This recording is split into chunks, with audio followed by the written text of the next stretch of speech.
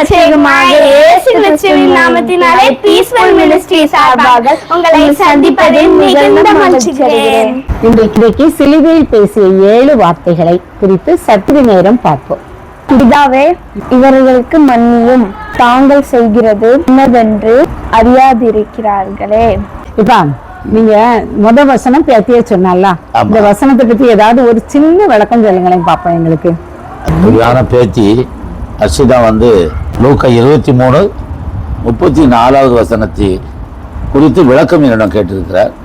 அதாவது இயேசு முதலாவது வசனமாக பிதாவே இவர்களுக்கு மன்னியும், தாங்கள் செய்கிறது என்னதென்று அறியாதிருக்கிறார்களே என்றார். அது பிதாவே இவர்களுக்கு மன்னியும் என்கின்ற வார்த்தையானது இயேசுவானவர் சிலுவையில் அறைந்த பொழுது சிலுவையில் அறைந்தவர்கள், காரி துப்பியவர்கள், பரியாசம் பண்ணினவர்கள், அவர்கள் எல்லாருக்குமாக ஆண்டவர் இயேசு பிதாவிடம் வேண்டிக் கொண்டதாவது பிதாவே இவர்களை மன்னியும் என்று கோரிக்கையாக வைத்திருக்கிறார். அதாவது நாமும் இருந்து என்ன தெரிகிறது என்றால், நாமும் நம்மோடு எதிர்வினையாற்றுகிறவரோடும் நம்மோடு சண்டைகளிடமும் மன்னிக்கும் மனப்பாங்கு இருக்க வேண்டும் என்பதைத்தான் இதன் மூலமாக நமக்கு தெரிவிக்கிறார். நீ தாத்தா சொன்னதை வச்சு நீ என்ன உனக்கு புரிஞ்சுதுமா? எல்லாரையும் மன்னிக்கணும். அவங்க தப்பு செஞ்சாலும், அவங்க எப்படி தப்பு பண்ணாலும் நம்ம மன்னிச்சிடணும். யார் என்ன தப்பு பண்ணாலும் அவங்கள மன்னிச்சிடணும். சூப்பரா பேசிட்டாளே வெண்பா. சரி, 2வது வார்த்தையை வாசிப்போமா? இன்றைக்கு நீ என்னுடனே கூட பரதீசில் இருப்பாய். லூக்கா 3:43. சின்ன பேச்சா 2வது வார்த்தையை சொன்னால, அதை குறித்து ஒரு சிறு விளக்கம் எங்களுக்கு சொல்லுங்க. இன்றைக்கு நீ என்னுடனே கூட பரதேசில் இருப்பாய் என்று மெய்யாகவே உனக்கு சொல்லுகிறேன் என்றார்.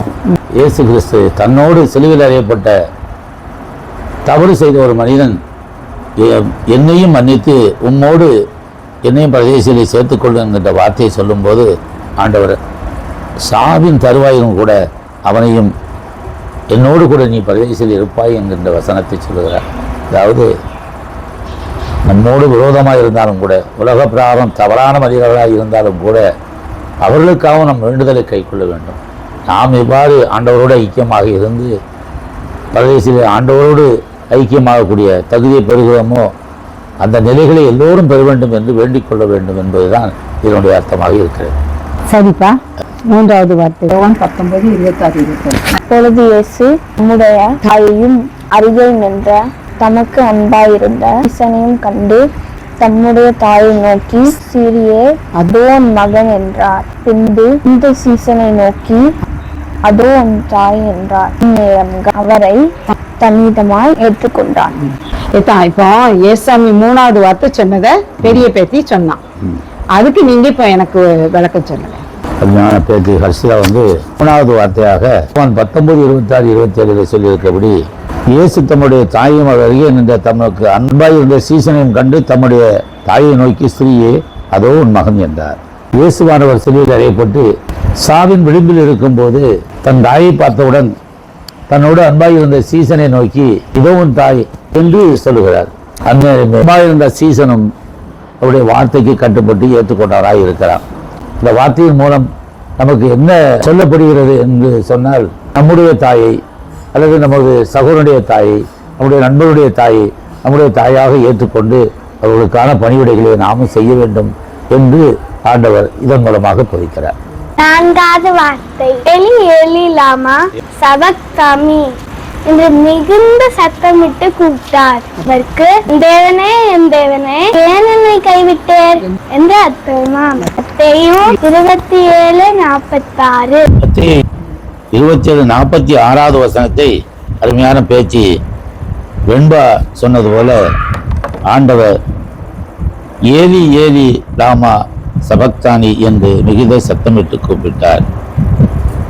அதற்கு என்ன அர்த்தம் என்றால், சாவும் தருவாயிலே உலக பிரகாரமான உலக மக்களுடைய பாவங்களை எல்லாம் சுமந்து தன்னுடைய ஜீவனை விடக்கூடிய நேரத்திலே, ஆண்டவரே, என்னை ஏன் கைவிட்டேன் என்பதாக அர்த்தத்திலே அந்த வார்த்தைகளை கூறினார் என்று வசனம் சொல்லுகிறது. பாவிகளாகிய நம்முடைய பாவத்தை சுமந்து தீர்க்கிற அந்த தருணத்திலே பிதாவானவர் பாவத்தை வெறுக்கிறவர் என்பதனால் ஆண்டவரை பார்க்கவில்லை என்பதாக இயேசு இந்த வார்த்தையை சொல்லுகிறார். நாமும் கூட எவ்வளவோ நன்மைகளை செய்திருப்போம், ஆண்டவரை பற்றி தெரிந்து கொண்டிருப்போம், ஜெபித்திருப்போம், ஆலயத்துக்கு சென்றிருப்போம், வாஞ்சையாக ஆண்டவருடைய செய்திகளை எல்லாம் எல்லோரிடம் சொல்லியிருப்போம்.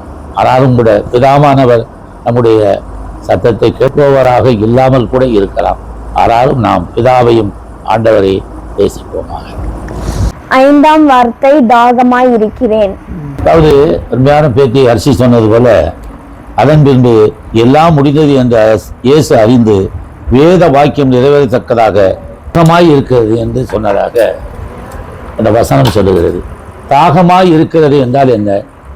தண்ணீர் தாகம் இருக்கிறது, படிப்பதற்கான தாகம் இருக்கிறது, நல் வாழ்க்கை வாழ்வதற்கான தாகம் இருக்கிறது. நாம் எதை தேர்ந்தெடுத்துக் கொள்ள வேண்டும்? ஆண்டவர் மீது தாகமாக இருக்க வேண்டும், அதாவது ஆண்டவர் மீது பற்றுதலாக இருக்க வேண்டும். நல்லா படிக்கும்போது அந்த படிப்பின் மீது தாகமாக இருக்க வேண்டும். வாழ்வியலிலே நல்ல ஒரு முன்னேற்றமான வாழ்வை வாழ்வதற்கு அகமாக வாழ வேண்டும் என்கிற அந்த போதிப்பை தான் அவருடைய கடைசி வார்த்தையாக முடிந்தது.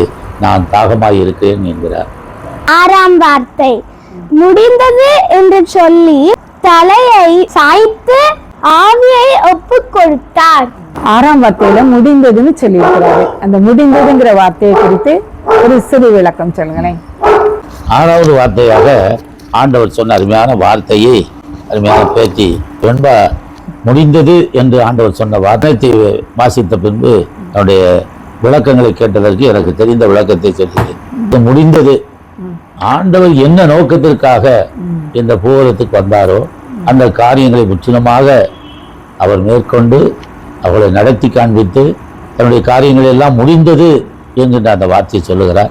அவர் முடிந்தது என்று சொல்லும்போது அவர் வாழ்ந்த வாழ்க்கை, சொன்ன வசனங்கள், அந்த தீர்க்கதரிசிகள் சொன்ன வார்த்தைகள் அனைத்தும் நிறைவேறு என்பதற்கான வார்த்தையாக தான் முடிந்தது என்கின்ற வார்த்தையை சொல்லுகிறார். முடிந்தது என்று சொன்னாலும் அது நமக்கு துவக்கமாக இருந்து அவர் சொன்ன வார்த்தைகளை நாம் மேற்கொள்வோம் என இந்த நாளிலே புரிந்து கொள்வோம். 7ஆம் வார்த்தை பிதாவே உம்முடைய கைகளில் ஆவியை ஒப்பு வைக்கிறேன். இப்ப இந்த 7ஆம் வார்த்தை குறித்து உங்களுக்கு தெரிஞ்சதை எங்களுக்கு கொஞ்சம் சொல்லுங்களேன். ஆண்டவர் 7ஆம் வார்த்தையாக பிதாவே உம்முடைய கைகளில் என் ஆவியை ஒப்பிக்கிறேன் என்று மகா சத்தமாய் கூப்பிட்டு சொன்னார். இப்படி சொல்லி ஜீவனை விட்டார். இயேசு கிறிஸ்து கடைசியாக சொன்ன 7வது வார்த்தை தான் இந்த வார்த்தை. பிதாவே நான் உம்முடைய கைகளில் என் ஆவியை ஒப்பிக்கிறேன் என்கிறார். ஆவியை கொடுத்தவர் யாரு? பிதா. பிதானவர் ஆவியை கொடுத்து இயேசுவானவரை அனுப்பி அவர் செய்ய வேண்டிய காரியங்களை அனைத்தையும் செய்து முடித்த பின்பு இயேசுவானவர் அந்த ஆவியை அனுப்பின தன் பிதாவிடத்திலே ஒப்புவிக்கிறார். அதுபோல நாமும் மனிதராக பிறந்து வளர்ந்து ஆளாக்கி இன்னும் நிறைவேறுகளுக்கு உபகாரம் பண்ணி ஆண்டவர் நமக்கு எப்படி அந்த ஆவியை தந்தாரோ அந்த பிரகாரமாக நம்ம ஆவியை ஒப்பிக்கும் முன்பாக இயேசுவானவர் சொன்னது போல காரியங்களிலும் வசனங்கள் படியும் ஆண்டவர் போதித்த காரியங்களிலே அந்த மாதிரி நடக்க வேண்டுகிறோம். நடப்போம். மிக்க நன்றி. ஆண்டவர் சிலுவையில் பேசிய 7 வார்த்தைகளையும் இந்த பேத்திமாரு என் மாப்பிள்ள இப்ப நான் எங்களுக்கு விளக்கம் தந்தாங்க. உண்மையிலே இது மறுதலாக இந்த வார்த்தை காணப்படும் என்று விசுவாசிக்கிறேன். அப்பதாமே இந்த வார்த்தைகளை ஆசீர்வதிப்பாராக.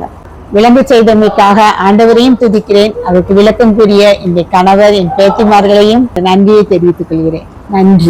இயேசுவை பற்றிய அருமையான வார்த்தைகளை சொன்ன ஹர்ஷிதாவுக்கு மிகுந்த நன்றி. அருமையான பேத்தி வெண்பா ஹர்ஷிதா அவர்கள் சொன்ன 7 வசனங்களுக்காக நன்றி. நேசிக்கிற நல்ல தகப்பனே, உடைய சிலுவையிலே நீர் மொழிந்த 7 வார்த்தைகளையும் குறித்து ராஜா இப்பொழுது நாங்கள் ஒரு சிறு விளக்கங்கள் எங்களுக்கு தெரிந்த அளவுல நாங்கள் ஒருவருக்கொருவர் பகிர்ந்து கொண்டோம்ப்பா. தேவன்தாமே உடைய அன்பும் அரவணைப்பும் எங்கள் குடும்பம் முழுவதும் இருக்கட்டும் ராஜா. இதை சுற்றிலும் எங்களை மாத்திரமல்லப்பா, இதை கேட்டுக்கொண்டு ஒவ்வொருவரையும் உங்களுடைய பாதுகாப்புகளை ஒப்புக்கொடுக்கிறோம். நீர் பொருட்படுத்தி வழிபடுத்தும் இயேசுவின் மூலம் இந்த நல்ல பிதாவே. ஆமென்.